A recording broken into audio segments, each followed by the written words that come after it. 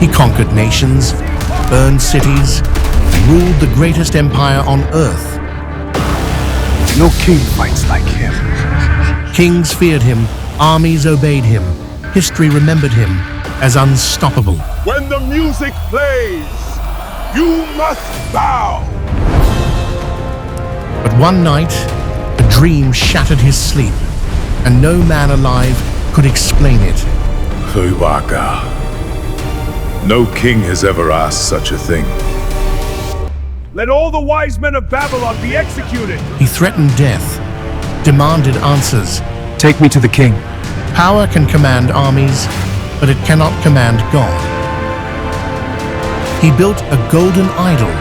He defied heaven. He praised himself as a god. Heat the furnace 7 times hotter. Then a voice spoke from heaven. Advance the siege towers. Prepare the rams. Hold the walls. Stand firm. 605 BC, a new power rises from the east. Babylon.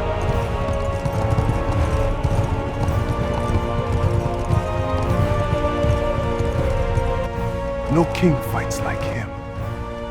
He was not just strong, he was strategic, not just fierce, but frighteningly intelligent. Pull, together. Break it down, together. Push, now. Jerusalem's gates burst open. Temple doors are shattered. Sacred vessels are seized. Families weep as chains rattle through the streets. He did not just conquer land, he conquered futures.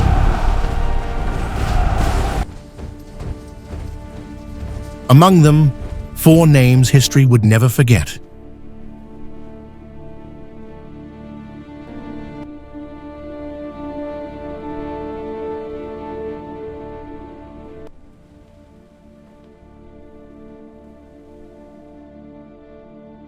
Nebuchadnezzar had a method.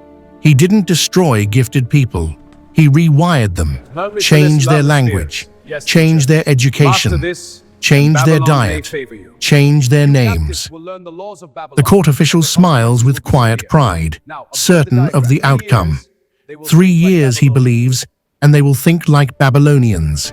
But even as those words linger, Daniel gently refuses the royal food, his voice calm, his resolve unshaken. The king does not yet see it. Conviction, silent and steady, can be stronger than culture.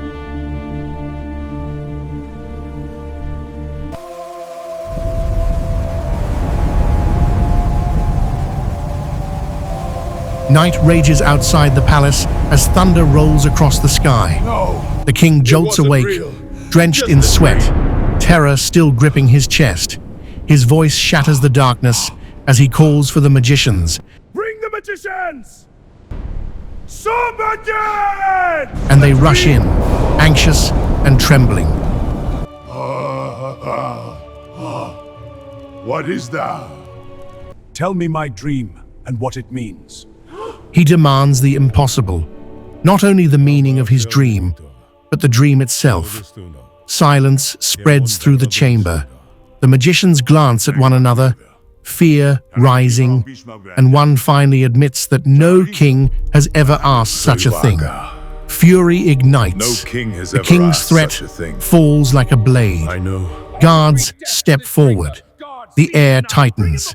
Tension grips the room as death suddenly feels very near. There is no sign your dream cannot be known. Let all the wise men of Babylon be executed.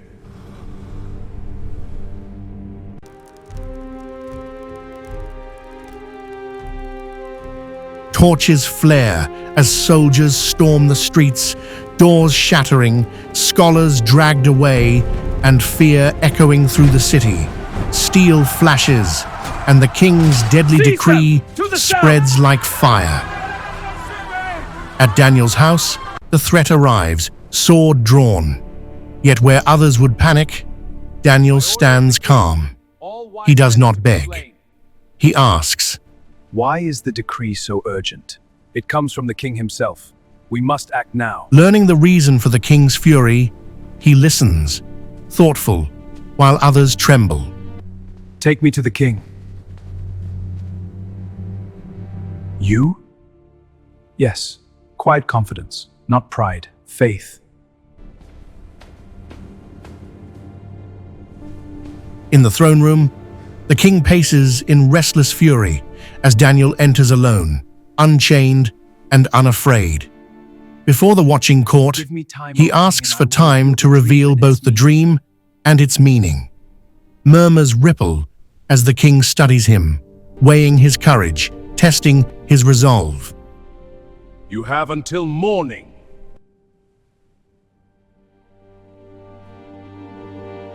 The door closes, Friends. and Daniel turns at once to his friends. Calm but urgent, he calls them to pray, and together they kneel, 4 men lifting a single plea. Empires trust in power, but prophets trust in prayer. Candles tremble, the wind whispers, and the silence grows deep and holy. Then slowly, light fills the room, not from any flame, but from heaven itself. While Babylon trembled, heaven spoke. Hey Bible Tales fam! We're this close to hitting 1,000 subscribers this month, but some of you are watching like secret agents. Come on now, don't just peek at the word, join the club. Hit subscribe, tap that bell, and get our new Bible stories hot off heaven's press. Let's reach 1K and spread some holy joy together.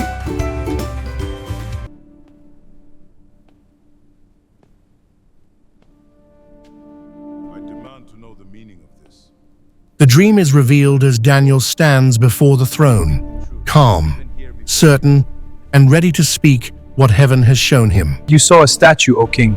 Head of gold, chest of silver, bronze torso, iron legs, feet of clay. You are the head of gold, but after you kingdoms will rise and fall, and God will establish a kingdom that will never be destroyed. Silence falls. The king rises, then suddenly collapses face down before Daniel, and shock ripples through the court. Surely your God is God of gods. But admiration is not surrender. A towering golden statue rises toward the clouds as trumpets thunder across the plain. The crowd gathers below, summoned to witness a monument not just of gold, but of pride. When the music plays, you must bow. Trumpets roar, and the crowd gathers as the command rings out to bow at the sound of music.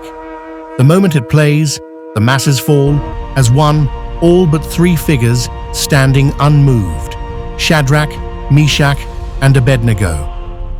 A guard whispers, and the king turns. He sees them.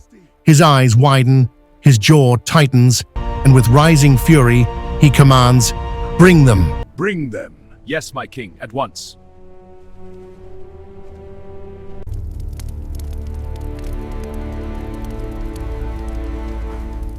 The king's voice cuts through the court, demanding to know if the accusation is true.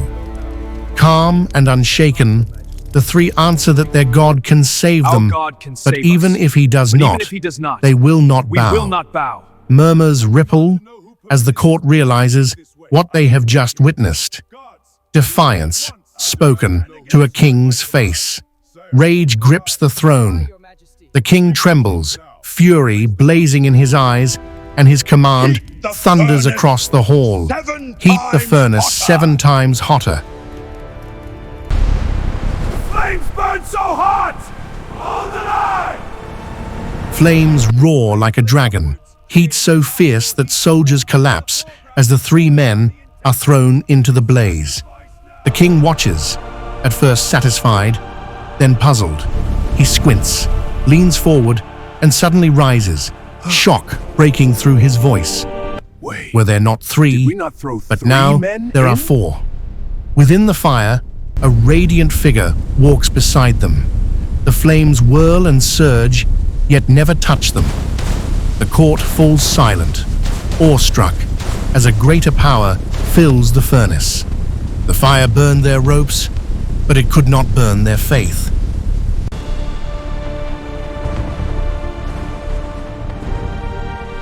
Time passes, and Babylon rises with it. Walls stretch wider, gardens climb toward the sky, and gold pours through its gates. Years roll on, victories multiply, and praise surrounds the king like a crown that never leaves his head. One evening, Nebuchadnezzar walks across the palace roof, wind stirring his royal robes as he gazes over the city with pride. He speaks of the greatness he believes he has built, and in that very moment, everything changes. Behold my greatness. As the king wallows in his pride, suddenly a voice from heaven declares his kingdom taken, and in an instant his strength fails, his composure breaks, and he collapses to the ground.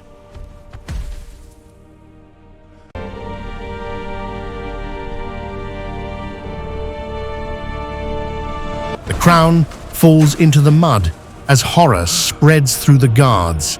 The greatest ruler on earth loses his mind, crawling in the dust, his clothes torn and his hair grown wild. Cast outside, he lives under the rain, eating grass like an animal, until even children whisper in disbelief, "Is that the king?" I don't know, it sure looks like him. Power could not save him. Wealth could not heal him. Pride had finally consumed him. Seasons race past, sun, rain, snow, and wind, marking the passage of time.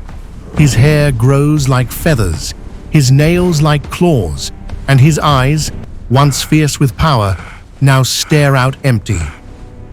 Sometimes God humbles a man, not to destroy him, but to save him.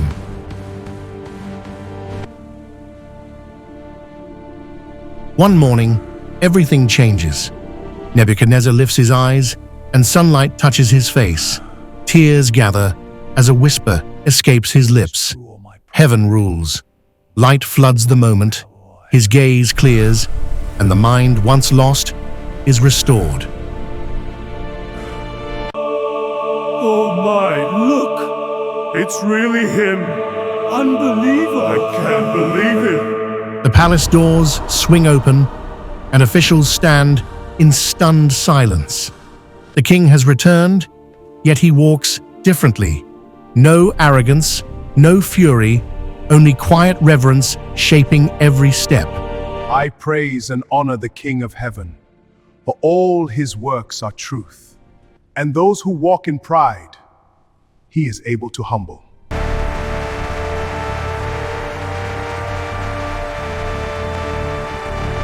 Thanks for watching. Tell us in the comments, what Bible story do you want us to do next? Don't forget to like, share, and subscribe. Join the Adventure Bible Tales Club, where every story has a lesson and every child is a hero.